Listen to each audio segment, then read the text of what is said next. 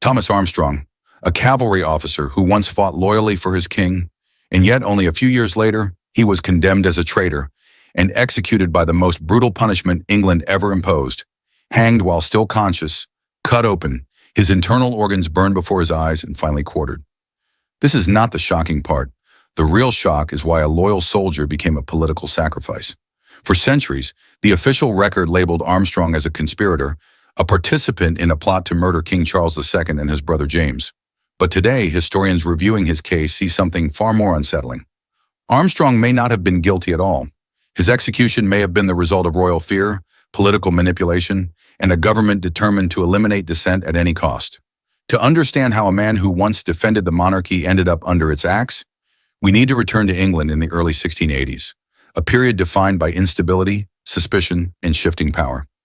This was the final decade of the Stuart monarchy before the Glorious Revolution, a decade in which loyalty to the crown could be reinterpreted as treason overnight. Armstrong's fall begins with the political climate surrounding the succession of the Duke of York, the future King James II. James was openly Catholic in a predominantly Protestant nation. His expected rise to the throne triggered a wave of fear. Pamphlets, sermons, and rumors warned of an impending Catholic monarchy that would reverse decades of English tradition. The government responded to the panic not with reassurance, but with aggressive repression. Anyone loosely connected to political opposition risked being labeled a threat to the crown. The lines between genuine conspirators and political opponents blurred quickly. Armstrong became trapped exactly in this gray zone. The event that sealed his fate was the alleged Rye House plot in 1683. According to the crown's narrative, a group of men planned to ambush King Charles II on his return from Newmarket. But even at the time, inconsistencies were obvious. The supposed conspirators had conflicting testimonies, and the evidence was fragmented. Still, the monarchy needed convictions to demonstrate control and to send a message to a divided population. Armstrong was accused not because of clear involvement, but because his proximity to several suspects made him a convenient target. Instead of being evaluated on evidence, he was judged on association. He fled the country, believing he would be safer abroad. But that decision would be used against him as proof of guilt. When Armstrong was captured in the Netherlands and brought back to England, he expected a trial. After all, even the worst crimes required one. But the system he returned to was no longer interested in legal procedure. The court declared that, by fleeing, he had outlawed himself, eliminating his right to a defense, to witnesses, or to a jury. This was not a trial. It was a formality designed to justify an already chosen punishment. His sentence, hanging, disembowelment, and quartering, was the traditional response to treason. But even by the standards of the 17th century, using this penalty required clear, undeniable guilt. Armstrong's case had none. His execution was not a conclusion to a crime. It was the product of a monarchy tightening its grip. This is the story of how political fear reshaped justice, how a loyal soldier became a symbol of royal authority, and how treason could be manufactured when the crown needed an enemy. Before he became a symbol of royal vengeance, Thomas Armstrong was simply a soldier. Born in 1633, he entered military life young, serving first in the turbulent years following the English Civil War. By the time the monarchy was restored in 1660, Armstrong had gained a reputation as a disciplined and effective cavalry officer, someone who followed orders, avoided politics, and focused on service. His loyalty was not abstract. During the Restoration, he fought directly for King Charles II. He risked his life in battles that helped stabilize the newly reinstated monarchy. Every recorded action from this period shows a man committed to duty, not dissent.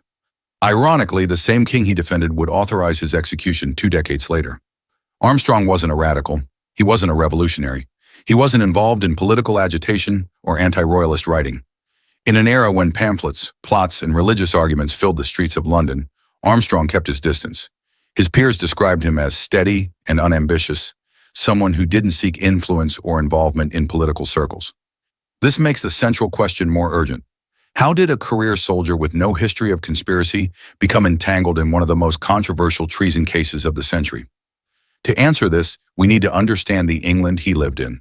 The 1680s were a decade defined by instability. King Charles II was aging. His brother James, Duke of York, was next in line for the throne. James was openly Catholic, something unprecedented since the Protestant Reformation. This single fact reshaped the country's political atmosphere. Across Europe, Catholic monarchies like France under Louis XIV were expanding influence. Protestant nations feared being overwhelmed. England was no exception. Public anxiety surged. Some believed that allowing a Catholic king would open the door to foreign interference. Others worried it would trigger another civil war. In this climate, suspicion became a political currency. Rumors became evidence. Dissent became conspiracy. And neutrality became dangerous. Armstrong lived directly in the shadow of this tension. The Duke of York had powerful enemies among the Whigs, an emerging political faction determined to block a Catholic succession. Many Whigs met in private, debated strategy, and occasionally discussed resistance. Armstrong knew several of these men simply because London's military and social circles overlapped, but association was enough. To the monarchy, the mere possibility that Armstrong might sympathize with the wrong people placed him under scrutiny. England's political environment was shifting rapidly. The government had begun cracking down on opposition voices. Trials became harsher, informants were rewarded, evidence standards collapsed as the Crown sought to protect the succession of James. In this increasingly authoritarian atmosphere, the monarchy needed clear demonstrations of strength. Someone had to be made an example. Armstrong's loyalty, once an asset, no longer offered protection. His past service meant little compared to the value of producing a public enemy. The state was learning that fear could be more effective than persuasion, and punishing a man with a military background sent a stronger message than targeting a writer or politician. The contradiction is stark. A man who had defended the monarchy now became a convenient target for it. This was not because Armstrong posed a genuine threat. There is no record of him expressing anti-royal views. There is no evidence of him attending meetings with violent intent. But his connections to a few political figures, however circumstantial, placed him within reach of the government's widening net. And as tensions grew, that net tightened. By the early 1680s, with succession anxiety growing and the Crown desperate to identify traitors, Armstrong's fate was effectively sealed. He lived in an atmosphere where loyalty could be reinterpreted as treason with almost no warning. England was preparing to confront the alleged Rye House plot, a supposed conspiracy to assassinate the king. When that moment arrived, Armstrong's proximity to the wrong people and the monarchy's need to project strength collided directly. Armstrong was loyal, but in a nation on edge, loyalty meant nothing when the kingdom needed a villain. In 1683, panic detonated across England. Authorities announced they had uncovered a major conspiracy, a plot to ambush and assassinate King Charles II and his brother James as they traveled back from the Newmarket races. It became known as the Rye House plot, named after a farmhouse near the supposed ambush site. At first glance, it sounded like a direct attack on the monarchy, but the details unraveled quickly. Even at the time, the story did not add up. The evidence for the ambush was fragmentary. There were no seized weapons, no intercepted messages, and no consistent testimony from the accused. What did emerge clearly was the political usefulness of the plot. It provided the government with a reason to eliminate critics, strengthen the position of the Duke of York, and suppress the growing influence of the Whig opposition. The question became not who planned the plot, but who did the Crown want to remove? Thomas Armstrong's name entered this crisis for reasons that were circumstantial at best. He had social and military connections with several men accused of participating in the conspiracy. These relationships were enough. In an atmosphere shaped by fear and political tension, proximity became guilt. When interrogations began, witnesses struggled to provide a coherent story. Some changed their statements multiple times. Others named suspects in exchange for leniency. And some accused men died suddenly in custody, leaving their testimonies unverifiable. Despite all this, the Crown insisted the plot was real and large enough to justify sweeping arrests. Armstrong's alleged role was remarkably small. According to the government, he was present at certain meetings with men later accused of conspiracy. There was no claim he armed himself, no claim he planned violence, no claim he issued instructions. There was no confession, written or spoken. What the government lacked in evidence, it compensated for with political need. Armstrong was not hidden, influential, or protected. He was a convenient figure to add weight to the conspiracy narrative. To the monarchy, the Rye House plot was not just a threat, it was an opportunity. It allowed the government to dismantle Whig networks, silence dissent, and reinforce the succession of the Catholic Duke of York. The more traitors they named, the stronger the government appeared.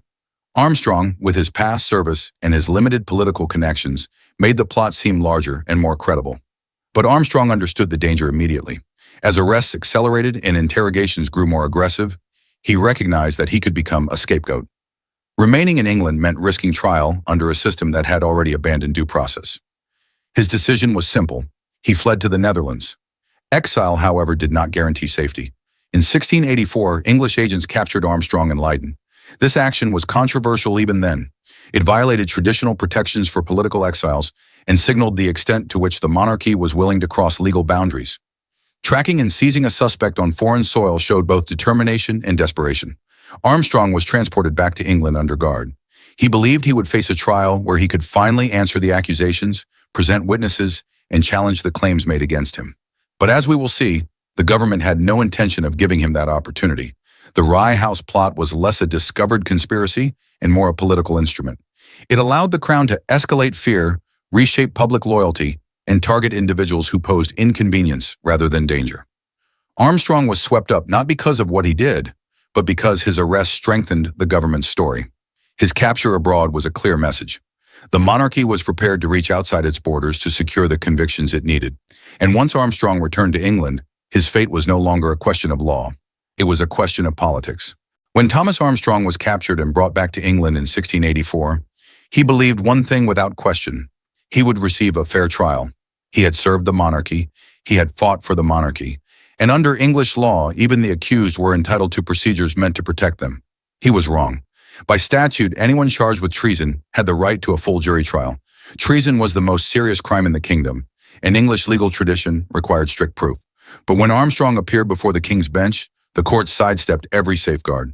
Instead of presenting evidence, the judges declared that Armstrong had outlawed himself by fleeing the country. This legal maneuver erased his rights instantly. In practice, it meant Armstrong could no longer call witnesses, present evidence, or question his accusers. He had no defense counsel, no jury, no opportunity to speak on equal terms. The verdict was predetermined before he entered the room. Armstrong tried to explain.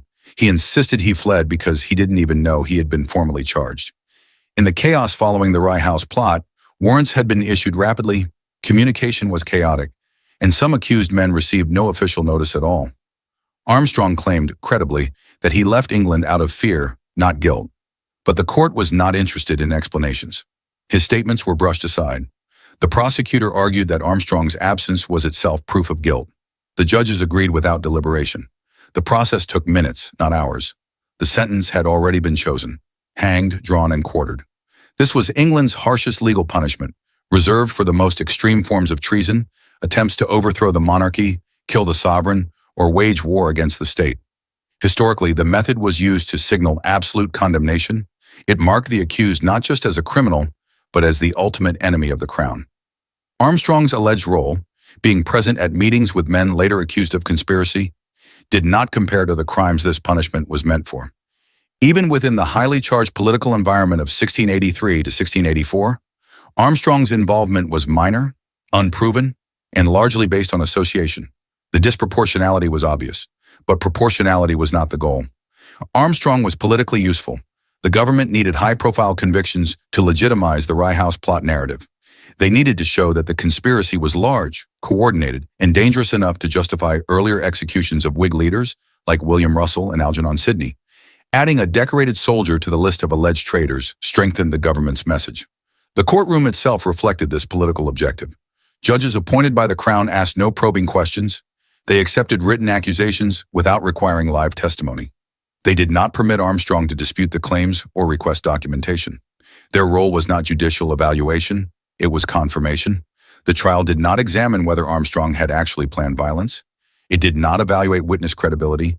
It did not test evidence, because there was no evidence to test.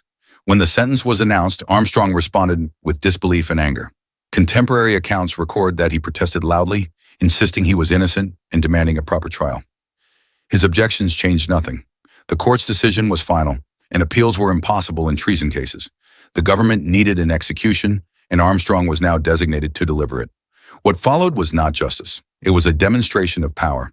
The monarchy used the judicial system not to investigate wrongdoing, but to reinforce authority and silence dissent. Armstrong's punishment was chosen not because of the crime he committed, but because of the fear the Crown wanted to cultivate.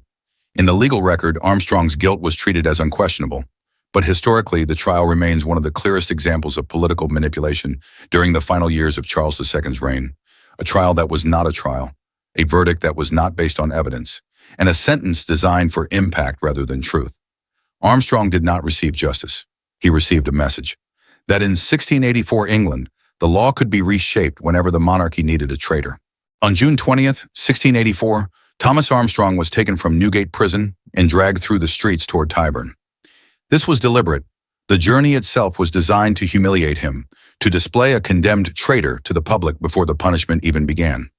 At Tyburn, the execution followed the exact ritual used for the severest form of treason. Armstrong was hanged only briefly, just long enough to weaken him, not long enough to kill him. Executioners were instructed to keep him alive because the next stages of the sentence depended on his consciousness. He was cut down, still breathing. What followed was the standard procedure of drawing, the opening of the abdomen, and the removal of internal organs. The Crown insisted this ritual was necessary to show that treason was not simply a crime, it was an assault on the entire state. The spectacle was meant to send fear through any observer. His organs were burned in front of him. Then came the final stage, quartering. His body was divided into 4 parts. Each section was sent to different locations for public display, mounted at city gates or crossroads to warn anyone who might consider resisting royal authority. In a period where the monarchy relied heavily on intimidation, Armstrong's death was crafted carefully to serve political impact, not legal justice. But even during the execution, Armstrong did not stay silent. Eyewitness accounts describe him insisting, again and again, that he was innocent. He called the charges false, the trial unlawful, and the sentence unjust. These were not emotional appeals. He argued that the court had denied him the fundamental protections guaranteed under English law. Contemporary reports say he maintained this position until his final breath, and then, according to ritual, his remains were dispersed. For the monarchy, the message seemed complete. A supposed traitor had been eliminated publicly and brutally. The narrative of the Rye House plot remained intact. The succession of James, Duke of York, appeared more secure. But history did not end in 1684. Within 4 years, everything changed. In 1688, the Glorious Revolution forced James II from the throne. A new regime, William III and Mary II, brought new priorities, new political pressures, and a willingness to re-examine the abuses of the previous monarchy. One of the cases reviewed was Thomas Armstrong's. A parliamentary investigation found what Armstrong had claimed from the beginning. He had been denied a lawful trial. The judges of 1684 had applied the law incorrectly. The use of outlawry against him was improper, and the government had manipulated legal procedures to secure a conviction without evidence. Parliament formally reversed his conviction. They acknowledged what the execution had attempted to bury. Armstrong was not proven a conspirator. He was not granted a defense. He was not judged according to English legal standards. His death had been political, not judicial. The ruling did not bring him back, but it exposed the structural corruption of the late Stuart regime. Armstrong transitioned in the historical record from traitor to victim, from enemy of the crown to casualty of royal insecurity. Thomas Armstrong wasn't a traitor. He was an example. A man destroyed not by what he did, but by what the monarchy needed him to be. His death illustrated a central truth of the 1680s. When fear governs the state, justice becomes optional, and loyalty offers no protection.